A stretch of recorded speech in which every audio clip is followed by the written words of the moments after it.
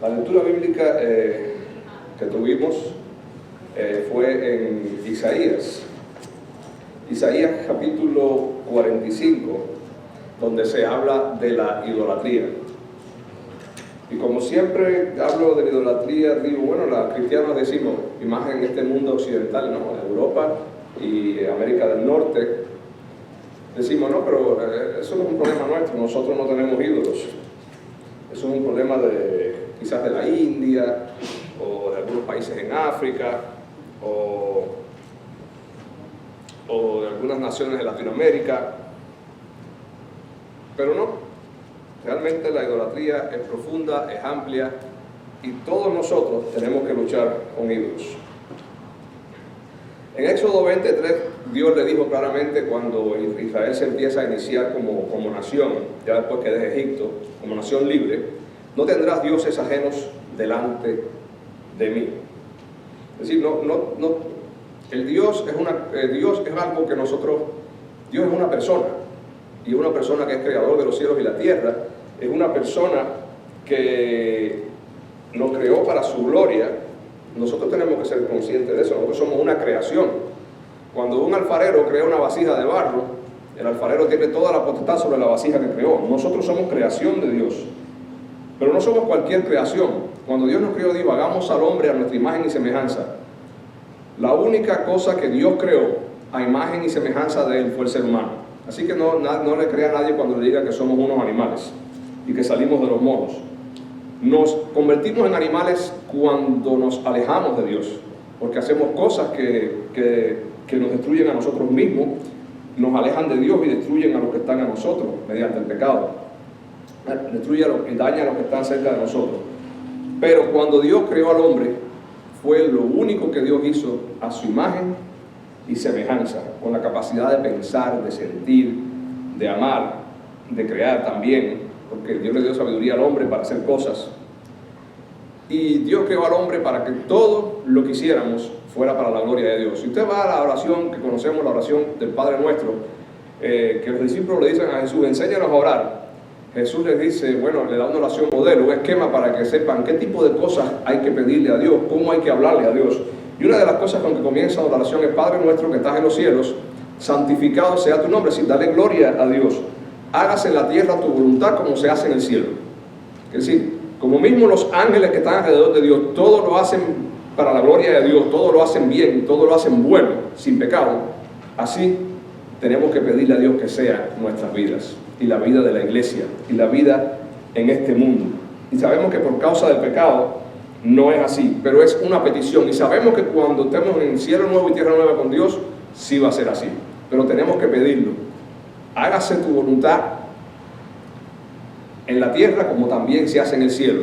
Pero ¿cómo voy a empezar a hacer eso en la tierra? Bueno, tenemos que empezar por usted y por mí, pidiéndole a Jesucristo que nos ayude a hacer la voluntad de Dios y a serle fieles. Quiere decir que nuestro sentido de vivir es para la gloria de Dios. Aún las personas que no son cristianas también fueron creadas para la gloria de Dios, con la diferencia que ellos, al rechazar a Cristo, rechazan el único medio por el cual pueden ser perdonados de los pecados e insisten en seguir viviendo para ellos y no para la gloria de Dios. Insisten en rechazar el propósito por el cual fueron creados. En Éxodo 20:16 lo voy a leer, dice en capítulo 20, versículo del 1 al 6. Y habló Dios todas estas palabras diciendo, yo soy Jehová tu Dios, que te saqué de la tierra de Egipto, hablándole aquí al pueblo de Israel después que lo liberó de Egipto, de casa de servidumbre. Y subrayé esta palabra en la Biblia porque lo que hacía Israel en Egipto era ser esclavo de los egipcios. Servían por nada a los egipcios. Tenían que trabajar de sol a sol en trabajos muy fuertes, en trabajos donde perdían sus vidas, incluso no tenían ningún derecho, y lo único que hacían era servir a Egipto sin nada para ellos. Porque el obrero tiene un salario, pero los israelitas no, eran esclavos de los egipcios. Y toda cosa que nosotros adoramos y ponemos primero que Dios, aunque sea una cosa buena, como un familiar, como una carrera universitaria, como un empleo, como un amigo, como una casa, lo que sea, nosotros nos convertimos en adoradores, sirvientes y esclavos sumisos de todo lo que pongamos primero que a Dios. es inevitable. El hombre fue creado, el ser humano fue creado por Dios para adorar. Y si no adoramos a Dios, vamos a terminar adorando algo que nos va a dañar. De casa de servidumbre, no tendrás dioses ajenos delante de mí. En otras, no vas a adorar a ningún Dios delante, que no sea yo. Es que no existe otro. Y no vas en tu vida no va a haber nada que sea más importante que yo. Dice, no te harás imagen de ninguna semejanza de lo que está arriba en el cielo, ni abajo en la tierra, ni en las aguas, ni debajo de la tierra. Es decir, no vas a adorar al sol, ni vas a adorar la estatua de un hombre, ni la estatua de un ave, ni la estatua de un perro, ni la estatua de un león, ni la estatua de un mono. Y te dirá, bueno, eso no es problema nuestro. Eso es problema de allá de otros países. Por ejemplo, en la India, la gente, he visto en documentales, la gente adora a los ratones, la gente adora a los monos, la gente adora al elefante, la gente adora a la vaca, y cada dios, cada animal es adorado, y están las estatuas de los animales. Entonces la gente que adora, hay un templo para las ratas, donde la gente va y bebe agua y leche de la misma platico donde las ratas beben, y ellos lo ven como un honor. Es que cuando Romanos lo dice, cuando decidimos de separarnos de Dios y desobedecerlo, vamos a hacer cosas que van en contra de nuestra salud, en contra de nuestro bienestar, cosas que nos van a destruir. Porque tomar agua del mismo plato que toman las ratas es una leptospirosis segura. ¿A quién se le ocurriría aquí tomar agua donde toman las ratas? A nadie, diríamos, están locos. Pero en la idolatría y amar a otras cosas más que a Dios nos llevan a tomar agua de donde toman las ratas. Y usted dirá, bueno, a mí nunca se me ocurriría eso. Sí lo hacemos. No con las ratas, ni con el agua de las ratas, pero lo hacemos con otras cosas. Allá se adoran las ratas. Nosotros podemos tomar agua. Tomar agua donde toman las ratas es una acción cochina, es una acción humillante, es una acción depravada, es una acción de una sumisión donde uno es sumiso a Satanás, donde uno cae en estado inhumano, donde uno rinde su vida a algo que no tiene sentido, que lo que hace es matarte. Lo mismo sucede cuando uno rinde su vida, su fe, su esperanza a cualquier otra cosa. No tiene que ser a la rata. Si para mí mi empleo es lo más importante, yo voy a hacer cosas que no me convienen por tal de conservar mi empleo, por tal de mantener a mi jefe contento. Yo voy a hacer cosas que no le agradan a Dios por tal de mantener mi empleo. Yo voy a estar enojado, la Biblia dice no estés enojado. Voy a tener enemistades, la Biblia dice que nos llevemos bien con todo. Yo voy a descuidar mi familia y el tiempo a Dios. La Biblia dice que cuidemos a la familia y que dediquemos tiempo a orar a Dios por tal de conservar mi empleo, porque yo tengo la fe en mi empleo, que es el que me da el pan, el que me da la comida, y me olvido que el que da las cosas, ¿quién es? Dios. El que da la salud para trabajar, ¿quién es? Dios. El que da la inteligencia para trabajar, ¿quién es? Dios. Entonces, un empleo, un ministerio en la iglesia, una casa, una herencia, un salario, una carrera universitaria, una carrera laboral, un hijo, una esposa, un amigo, una novia, un novio, cuántas cosas que son buenas, pero cuando las ponemos primero que Dios, nos llevan a hacer cosas malas, nos llevan a hacer cosas que no que son pecados, nos llevan a hacer cosas que nos deterioran a nosotros y a las personas que nos rodean. Así que, como mismo mucha gente en la India se toma la leche y el agua de la misma palangana donde toman las ratas, nosotros hacemos lo mismo cuando hacemos cosas que no le agradan a Dios para conservar y para cuidar cosas en las cuales tenemos nuestra esperanza. Si yo digo una mentira para lograr algo, yo soy sirviente de ese algo para el cual mentí. Yo soy esclavo. Y decir mentira delante de Dios es más asqueroso, porque para Dios el pecado es asqueroso, que tomar agua de donde toman las ratas. Si yo tomo agua donde toman las ratas, me voy a enfermar. Pero si digo una mentira, ¿qué es lo que se va a enfermar? No mi cuerpo, el pecado. Jesús se lo dijo a los discípulos: lo que contamina al hombre no es lo que el hombre come, no es lo que entra por la boca. Lo que entra por la boca, entra a la boca y después va a la letrina. Lo que contamina al hombre es lo que sale del corazón del hombre. las cosas feas que se dicen, las envidias, los malos deseos, las enemistades, los celos, las guerras entre ustedes, los malos pensamientos del corazón. Eso es lo que contamina al hombre. Y nosotros, muchos de nosotros, tenemos que combatir con esos sentimientos. Quiere decir que tenemos que combatir con cosas que dañan no nuestro cuerpo físico, sino nuestra alma. Y en definitiva, todo lo que daña el alma también daña el cuerpo. Y todo lo que nos separa de Dios, porque el pecado nos separa de Dios, también daña el cuerpo. Así que cuando usted y cuando yo nos veamos en una situación de ver que estamos venerando a algo o a alguien más que a Dios, que estamos poniendo nuestra esperanza en algo o alguien más que a Dios, piense en la rata. Cuando usted pone algo primero que a Dios, usted está cayendo en el mismo nivel de la gente que toma agua de donde toma la rata. Y está usando el mismo nivel mental. Está cayendo en lo mismo. No hay diferencia. Quizás hasta peor y no nos damos cuenta. Ayer en la playa hicimos unos juegos bíblicos, y una de las historias que se usó para los juegos fue la historia en que Abraham se separa de Lot. Abraham y Lot llegan a unas determinadas tierras. Los pastores de Abraham que cuidaban las ovejas de Abraham y los pastores que cuidaban las ovejas de Lot, su sobrino, se fajan porque no había suficiente espacio para las ovejas de los dos. Y Abraham dice, bueno, llama a Lot y le dice, tú y yo no podemos pelearnos porque somos familia. Es decir, tiene que haber buena amistad entre nosotros, somos familia. Es decir, los bienes materiales que tenemos no puede causar una división, un pleito entre nosotros, ni entre nuestra familia, ni entre nuestros trabajadores. Yo te voy a dar la oportunidad de que tú escojas la parte de la tierra que tú quieras. Si tú te vas a la derecha, yo me voy a la izquierda. Si te vas a la izquierda, yo me voy a la derecha. Y vemos que Abraham le da a escoger. Abraham adoraba a Dios, y usted lo ve en la Biblia. Donde quiera que llegaba hacía un altar a Dios para adorar a Dios. Él no tenía ídolos. De hecho, él salió de su familia donde habían ídolos para adorar solamente a Dios. Y Lot dijo, bueno, Lot miró, bueno, ya que mi tío me dio la ventaja, déjame aprovechar y tomar ventaja.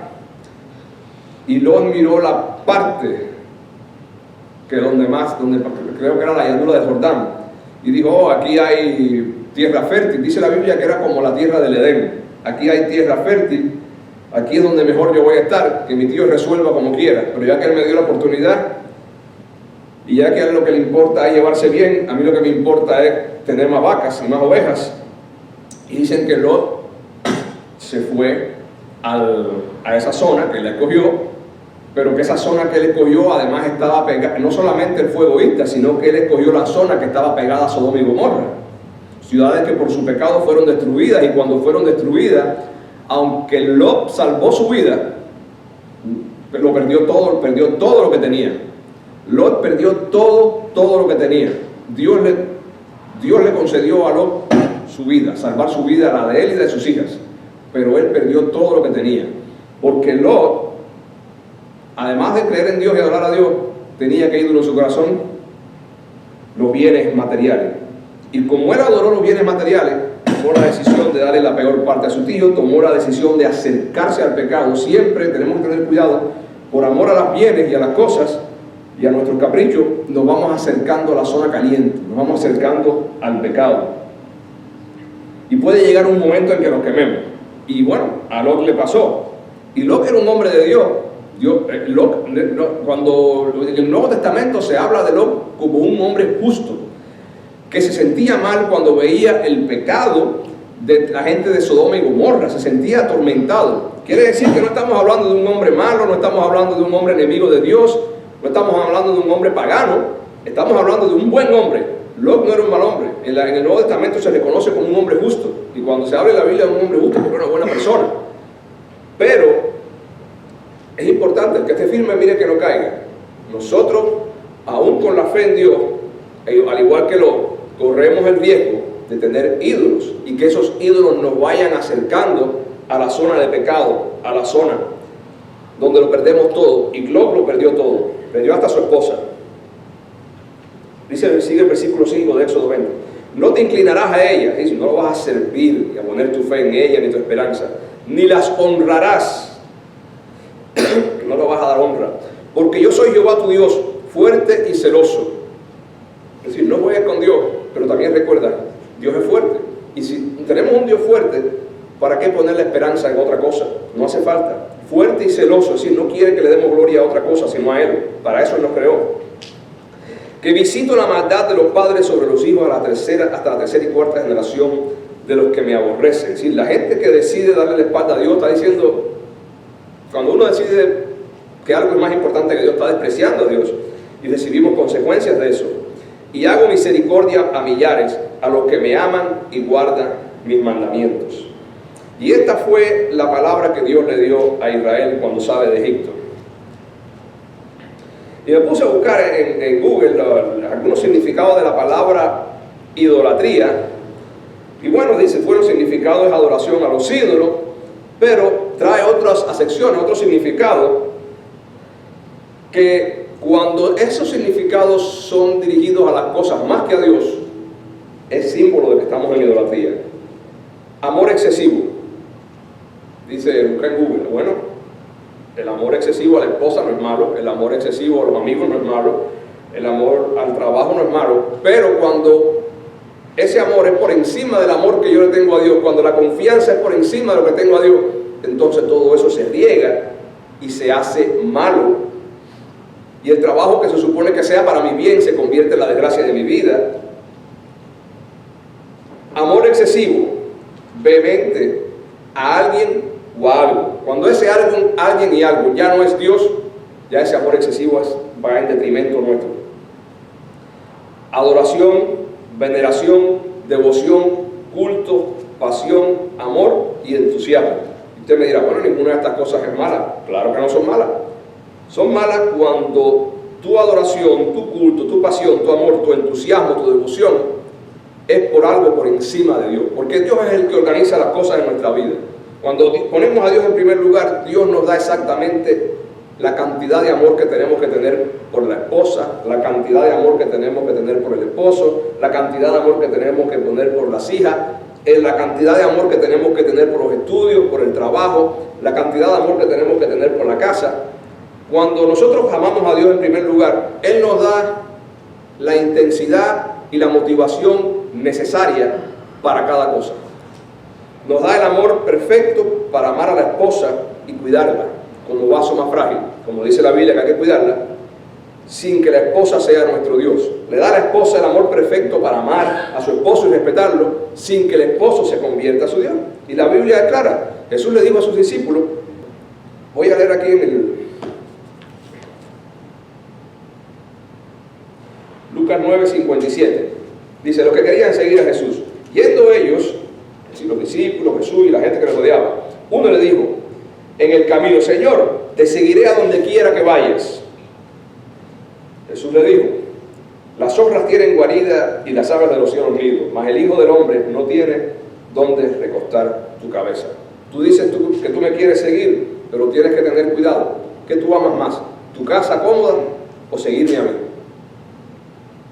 Moisés se vio en esta disyuntiva porque Moisés tuvo que decidir entre quedarse con la idolatría y los placeres y la posición política que él tenía en el palacio del faraón o sufrir con los israelitas. Él escogió sufrir con los israelitas. Las zorras tienen guaridas y las aves de los cielos nido, mas el Hijo del Hombre no tiene donde recostar su cabeza. Le dijo a otro, sígueme. Y él le respondió, Señor, déjame primero que vaya y entierre a mi padre. No es que el papá estaba muerto. Déjame primero resolver con mi familia, cuadrar con mi papá todo el asunto del testamento, todo el papeleo legal de la herencia que él me debe dejar en caso de que él muera o en cualquier situación. Después que yo resuelva eso, yo te sigo, Señor. Jesús le dijo, deja que los muertos entierren a sus muertos y tú ven y anuncia el reino de Dios. Otra cosa, deja que las personas espiritualmente muertas, porque la persona que no tiene a Cristo está espiritualmente muerta, aunque esté físicamente viva. Deja que los muertos se encarguen de los asuntos de los muertos.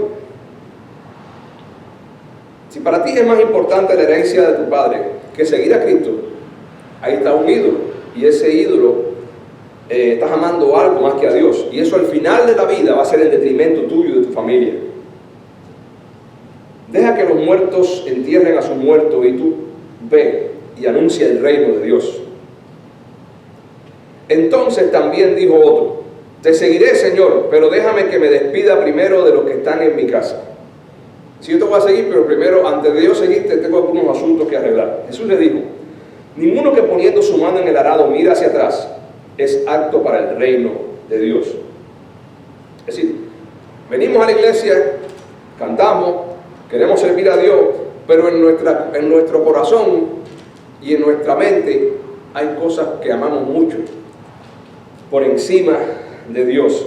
Si una persona se coge un arado de buey, como se hacía en la antigüedad, y empieza a hacer la raya en el surco, en el campo, y se pone a mirar para los lados, ¿cómo usted cree que quede esa raya? Ese surco, ¿va a quedar recto? Pues así mismo somos nosotros cuando queremos servir a Dios, creer en Cristo, pero al mismo tiempo ponemos nuestra fe en la casa que compramos. Por cuidar esa casa quizás vamos a fajarnos con el vecino, por cuidar esa casa quizás vamos a dejar de venir a la iglesia, por pagar ese mortgage quizás vamos a dejar de pasar tiempo con Dios. Y entonces ese caminar con Dios nuestro, que es para serle fieles a Cristo y ser como Cristo, va a ser así. Y va a tener momentos en que se para y esa vida cristiana va a ser un desastre. Y las consecuencias vamos a pagar nosotros, va a pagar usted, que la va a pagar su familia y los que están alrededor suyo.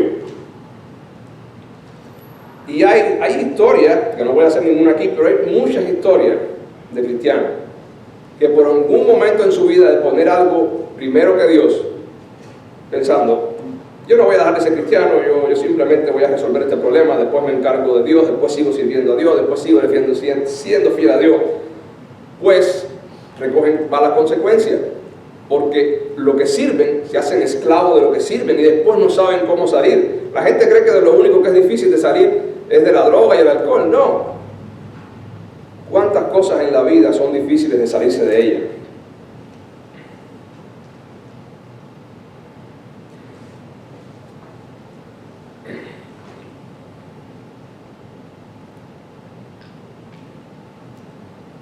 En Lucas 16:13 dice: ninguno puede servir a dos señores, porque aborrecerá al uno y amará al otro, o estimará al uno y menospreciará al otro. No podéis servir a Dios y a las riquezas. Y aquí pone como ejemplo a las riquezas, como un ídolo. También hay un texto en la Biblia que dice: se multiplicarán los dolores de los que sirven diligentemente a otros dioses. La gente, una vez alguien me dijo: oye, que en la iglesia ustedes tienen que dar diezmos, sí, dan ofrendas. Y oye, pero eso es mucho gasto. Eso es mucho gasto, chico. ¿En serio? ¿Y cuánto le cuesta a ustedes hacerse santo, hacerse una brujería y eso? Oh, y cuando empezó a hablar: oye, qué caro. Qué caro. La brujería es cara y la gente no la escatima. Pero venir al templo donde Dios te da perdón, bendición, vida eterna, donde Dios te enriquece económicamente. Sí, nosotros no predicamos la doctrina de la fe ni que Dios nos hace ricos, pero Dios bendice económicamente. Porque cuando una persona deja el alcohol, deja la pornografía, deja el vicio, deja el juego, no mejora económicamente. Además de que Dios nos ayuda, porque Dios nos ayuda a administrar mejor nuestro dinero. Y cuando usted sirve algo, ese algo lo oprime, ya sea un jefe, ya sea un familiar, ya sea... Y no estoy hablando de que nosotros no podemos, porque dice cuidar a la familia, dice la Biblia que el que no cuida a la familia es peor que el que no tiene a Cristo, es peor que la persona que no cree en Dios. Estamos hablando, y hay un ejemplo que mi papá siempre pone mucho aquí, de una hermana cristiana que en Cuba, donde todos se lo roban, dejó de ir a la iglesia para cuidar la motocicleta de su hijo. Es decir, la Biblia dice que cuides a tu hijo, pero cuando tú dejas de ir a la iglesia para cuidar la motocicleta de tu hijo, ya hay dos ídolos, la motocicleta y tu hijo. Cuando el cristiano no corrige a su hijo, lo que dice: ay, pobrecito, y no le da la corrección que lleva, y se guía por toda la teoría moderna que hay, ¿qué está haciendo? Sí, él amará a su hijo, pero no lo está amando bien. Y al no amarlo bien, está idolatrando. Y al idolatrar a su hijo, se daña a sí mismo y daña al niño. Y hay un ejemplo claro en la Biblia de esto, que es el sacerdote Elí. Dice la Biblia que los hijos del sacerdote Elí, que eran los que ministraban en el templo, que eran también sacerdotes, ellos hacían todo cosas malas. Y su padre no los amonestaba. ¿Cuál fue el Dios regaña? Le digo, mira, Elí, tú no regañas a tus hijos. Y Elí le habló con sus hijos, pero le dio un regañito ahí más o menos. ¿Cuál fue la consecuencia? Los dos murieron en la guerra el mismo día. ¿Y cuántos ejemplos? Voy a poner también el ejemplo de Salomón. Primera de Reyes.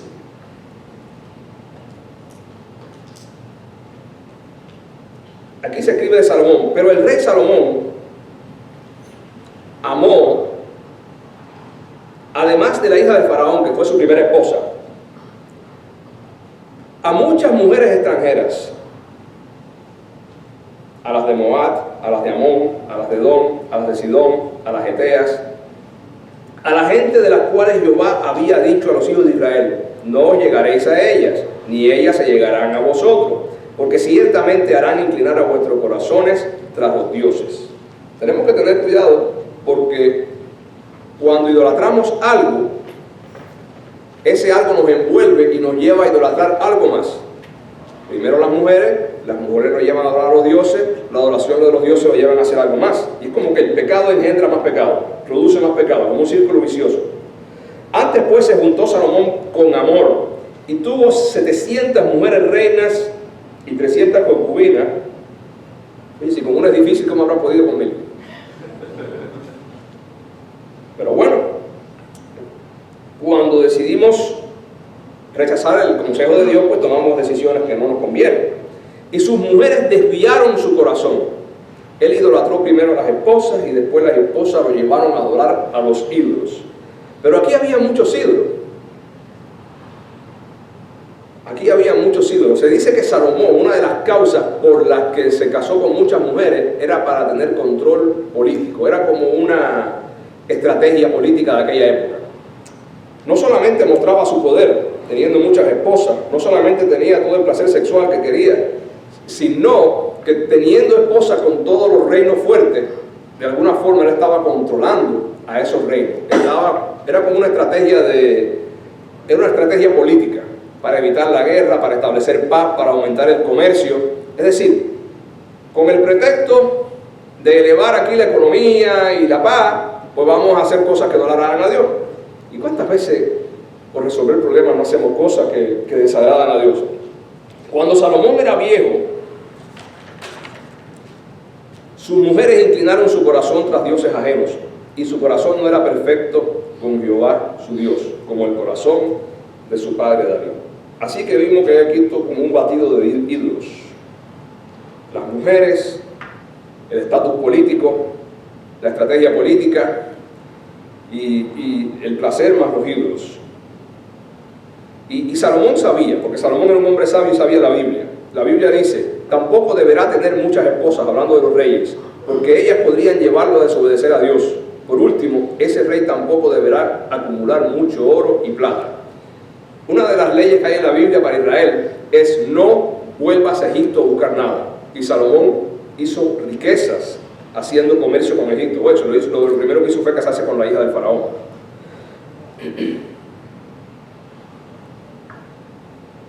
Y como les decía, el Salmo 16:4 dice, se multiplicarán los dolores de aquellos que sirven diligentemente a otros dioses. No ofreceré sus libaciones de sangre. Si no voy a practicar nada que tenga que ver con eso. Ni en mis labios tomaré sus nombres, ni siquiera los voy a mencionar.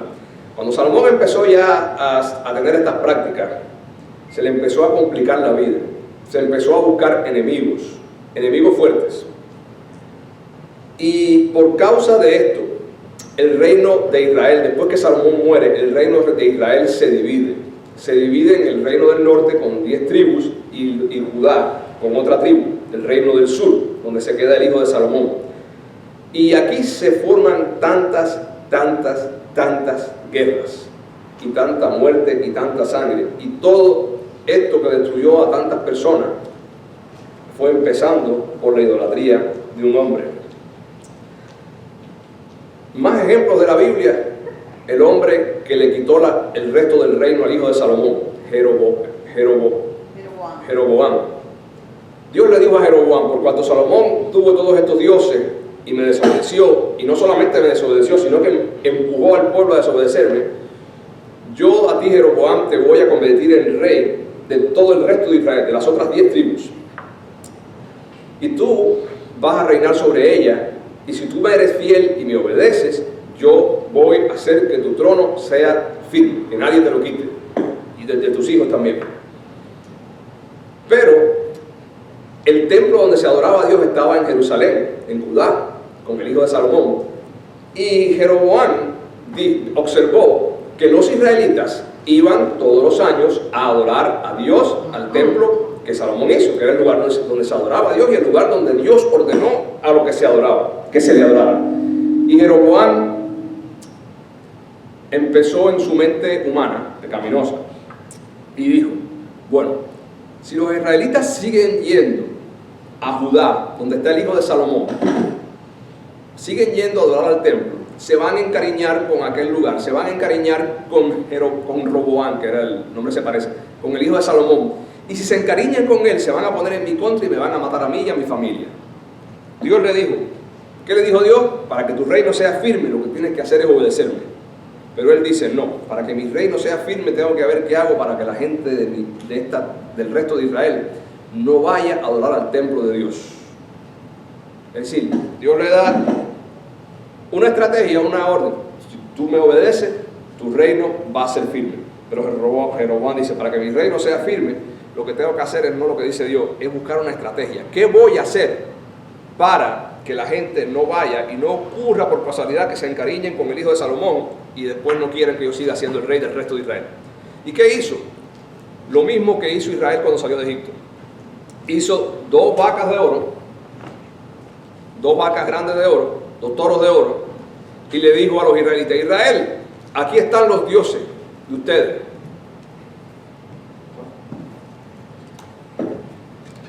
Aquí están los dioses de ustedes.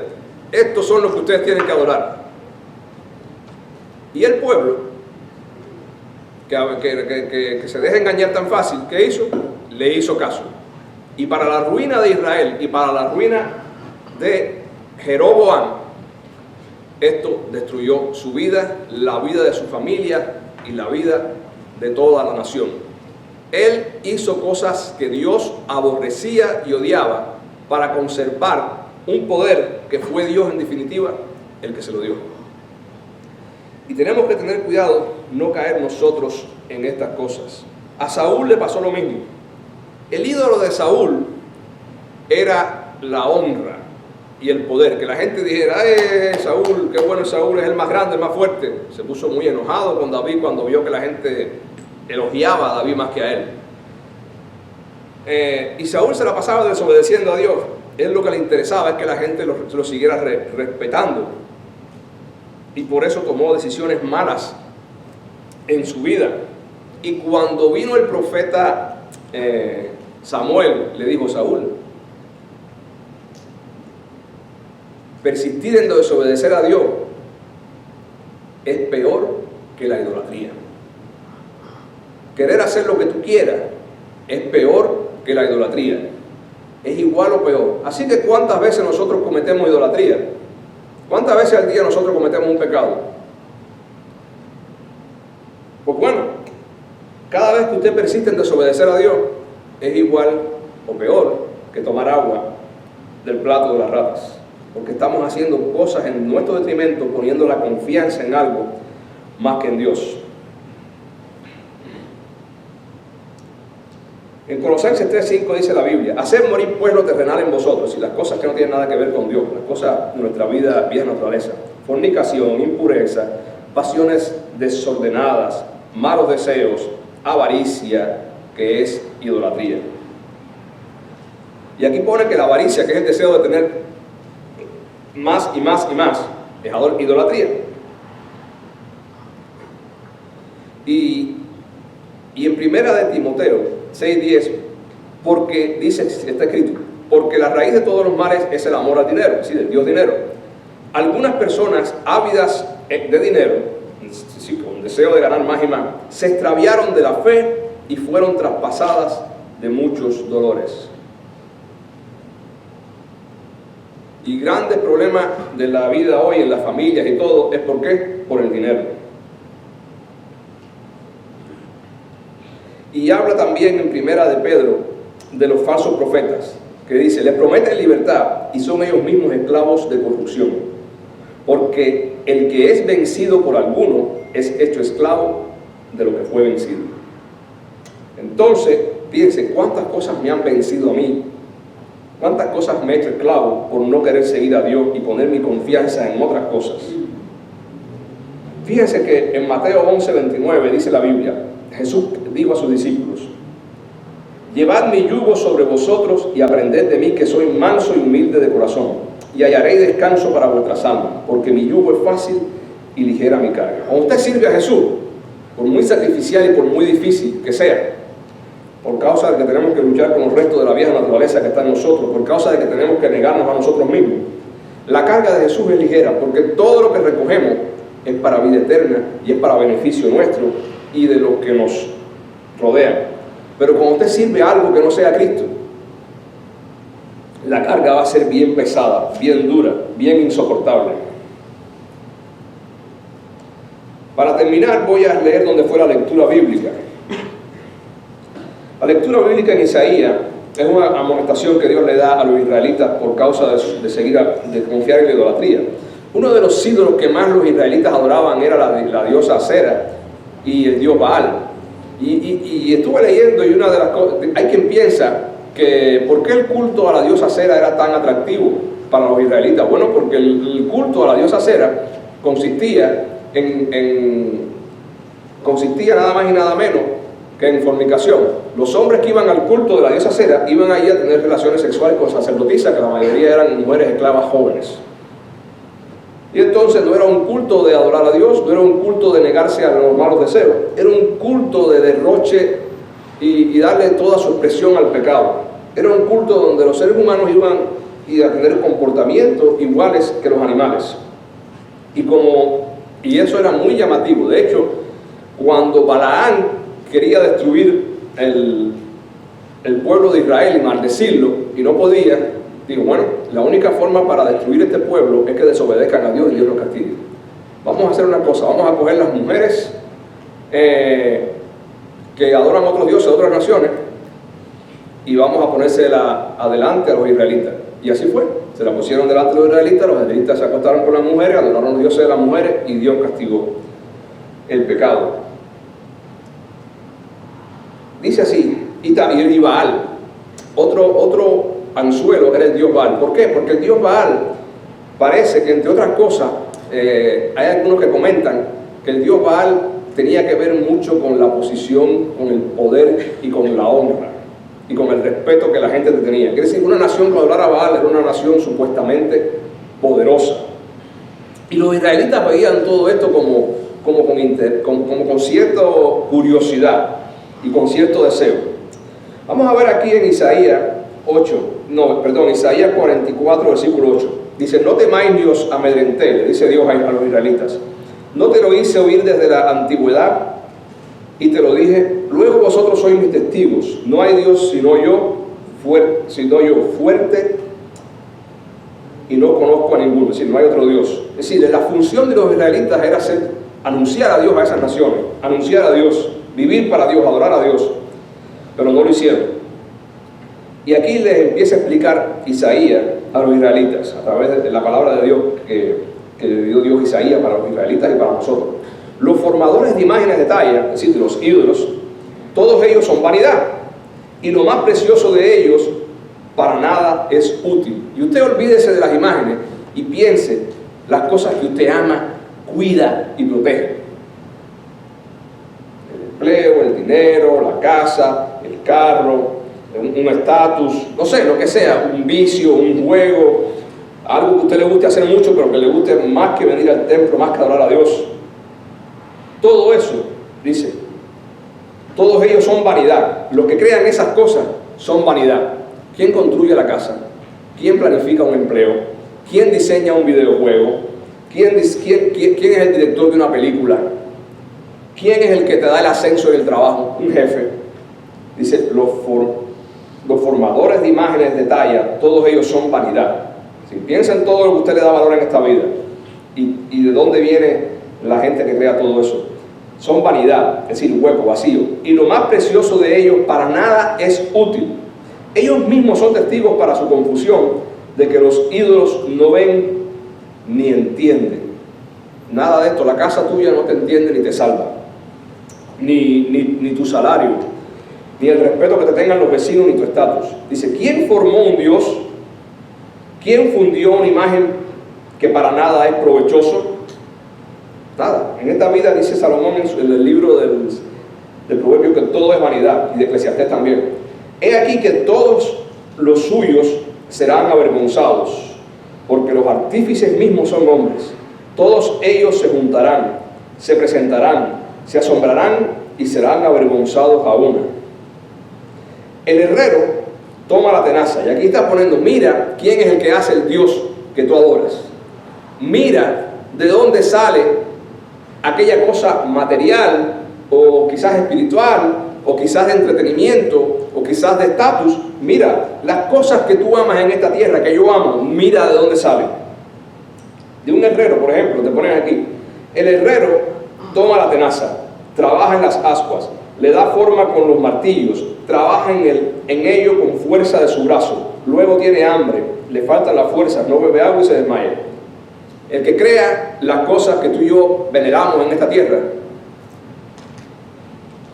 es una persona igual que tú y que yo. El carpintero tiende la regla, lo señala con alambre, lo labra con los cepillos, le da figura con el compás, lo hace en forma de varón, a semejanza de hombre hermoso, para tenerlo en su casa. Es decir, el proceso de hacer un ídolo. ¿Y quién lo hace? Un hombre igual que tú y que yo. Corta cedros y toma ciprés y encina, que crece entre los árboles del bosque. Eso lo hizo Dios. El hombre no creó el árbol con que hace el ídolo. Planta pino que se críe con la lluvia, de él se sirve luego el hombre para quemar. Y estas son las cosas, el dinero y todo lo que se está en la vida, es para esto, es para vivir, no es para adorarlo. De él se sirve luego el hombre para quemar, toma de ello para calentarse, está bien, nuestras cosas son para vivir. Enciende también el horno, cuece los panes y cocina, hace además un Dios. Es decir, con lo que yo vivo, compro mis alimentos, voy a la playa, me muevo con mi techo, todo eso me sirve a mí. Pero ahora se vierte, ahora yo les sirvo a ellos. Dice, cuece, hace panes y hace además un Dios. Cuando las cosas que son para vivir, ya no viven para mí, sino que yo empiezo a vivir para ellas. Ya un videojuego no te entretiene, no te sirve, tú vives para él, porque envicia. Ya el trabajo no te sirve, tú vives para él, porque tu esperanza está en ese trabajo. Ya tus hijos no los educas, tú vives para ellos, porque tu esperanza está en darle todo lo que quieren. Ya la comida no te sirve, tú comes todo lo que quieres y te enfermas, porque el mayor placer tuyo está en la comida. Les voy a confesar algo. Hay veces en mi vida que yo te entiendo que debo hacer ayuno y oración. Y lo más difícil, lo que más me frena a mí para hacer ayuno y oración, un sábado por la mañana o un domingo por la mañana, es que tengo que esperar hasta no sé qué hora para tomarme mi tacita de café. Y yo tengo que orar por eso, porque yo estoy poniendo mi deleite en una tacita de café más que en Dios. Entonces, para mí, ese deleite, ese placer y esa tacita de café se convierte en un ídolo. Y muchas veces he dejado de dar o de hacer el ayuno. ¿Por qué? Porque quiero tener mi tacita de café, porque mi tacita de café es la que me da deleite. Bueno, también me da insomnio. si me la tomo tarde. Y eso es un ejemplo pequeño. Cómo nosotros cambiamos a Dios, que nos bendice, por cosas que no valen nada. Dice, parte del leño quema en el fuego, con parte de él come carne, prepara un asado y se sacia, después se calienta y dice, oh, me he calentado, he visto el fuego. Y mire lo que hacemos nosotros con las cosas que tenemos, o poseemos, o logramos, cuando las ponemos primero que a Dios. Y hace del sobrante un Dios, un ídolo suyo, se postra delante de él, lo adora y le ruega diciendo, líbrame, porque mi Dios eres tú. Vi una vez una película que se llama The Company Men, los hombres de la compañía, donde unos hombres que tenían un nivel de vida altísimo, ellos, por algún motivo, la compañía quiebra. Y eso es un ejemplo de poner, ellos tenían su vida, todo en eso, su empeño, su fuerza, su esperanza en su compañía. La compañía quebró, se tuvieron que ir de la compañía y ya no tenían nada. Había uno que la esposa lo mandaba todos los días a la calle, mira, vete a un bar a tomar, porque no quiero, si los vecinos te ven en la casa van a sospechar que te quedaste sin trabajo. Y eso es una vergüenza. Ese creo que al final se quita la vida en la película. Y así pone cómo cada uno afronta la pérdida del empleo. En otras palabras, ponen cómo cada uno afronta la pérdida del Dios que idolatraba. El que mejor sale en la película es un hombre que, pues la película es una película, bueno, no es cristiana, pero es una película humanista que enseña valores humanos. Sabemos que los valores humanos sin Dios no son nada. El hombre, el protagonista de la película, logra rebasar eso y se mete en una compañía de construcción con su cuñado. Pero es un ejemplo de cómo las personas ponen su esperanza en algo. Dicen, no saben ni entienden porque cerrados están los ojos para no ver y sus corazones para no entender.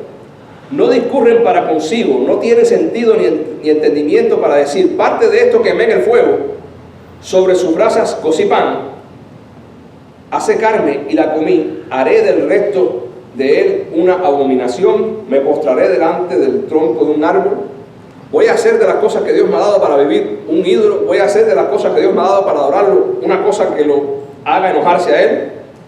De ceniza se alimenta, y nos alimentamos de ceniza cuando ponemos nuestra esperanza en cualquier cosa y ponemos nuestra fuerza en cualquier cosa que no sea Cristo. De ceniza se alimenta su corazón, el engaño le desvía para que no libre su alma.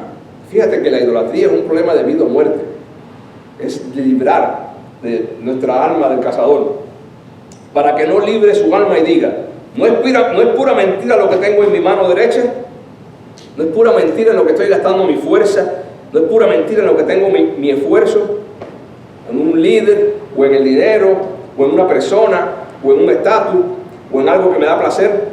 Acuérdate de estas cosas, oh Jacob. Yo diría, bueno, acordémonos nosotros, empezando por mí, de estas cosas, e Israel, porque mi siervo eres. Se supone que estamos sirviendo a Cristo, no a las cosas que Él nos da para vivir. Yo te formé, siervo mío eres tú, Israel, no me olvides. Es decir, si yo te formé en el seno, en la barriga de tu madre, ¿cómo vas a confiar en otras cosas si yo soy tu creador? Yo tengo tanto poder que yo fui el que te creé a ti y creé todas las cosas que tú adoras. Dice, yo deshice como una nube tus rebeliones y como niebla tus pecados. Vuélvete a mí, porque yo te redimí. Si Cristo nos perdonó nuestros pecados muriendo en la cruz y hemos aceptado eso, tengamos cuidado de no adorar otras cosas. Si Cristo es el que nos salva del infierno y de todos los problemas que tenemos, tengamos cuidado, no dejar de adorarlo a Él para adorar otras cosas. Y siempre que adoremos otras cosas, vamos a sufrir consecuencias. Hay un versículo en Amós 5:4 que dice, buscad a Dios y viviréis. Cuando usted busca algo más que a Dios, eso lo lleva a la muerte. Pero si usted busca a Dios y hacer su voluntad y amarlo a Él y deleitarse en Él, eso lo lleva a la vida. No solamente la vida abundante en esta tierra, sino a la vida eterna. Oremos. Padre bueno.